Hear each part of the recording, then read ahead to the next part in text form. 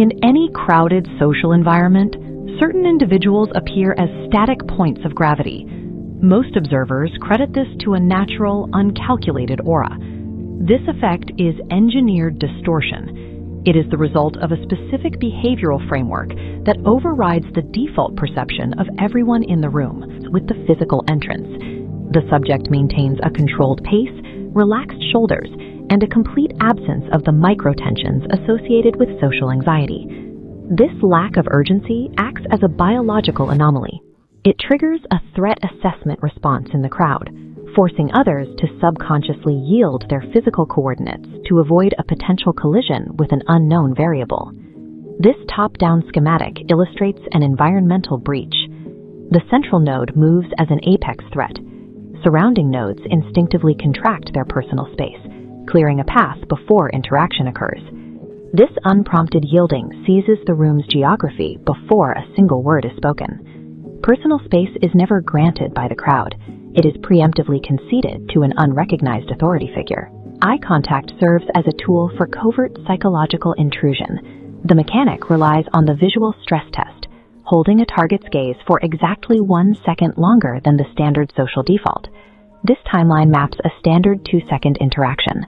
At the 2.5-second mark, we enter the divergent zone. The normal social rhythm fractures, forcing the target's brain to scramble for an explanation for the unexpected tension. While the target experiences internal panic, the manipulator casually withdraws their gaze. This asymmetry in emotional regulation establishes an immediate hierarchy. The manipulator uses this moment to map the target's psychological boundaries, observing whether they look away in submission or hold the gaze in a state of confusion.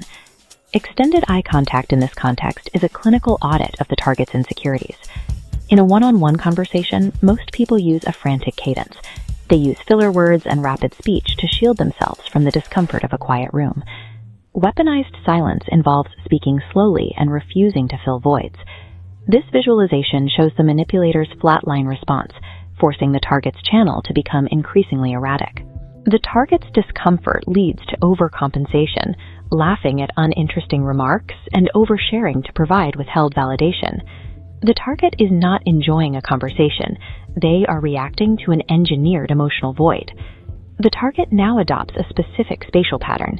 They move within the established zones of tension, looking for a way to resolve the social debt created by the manipulator's silence.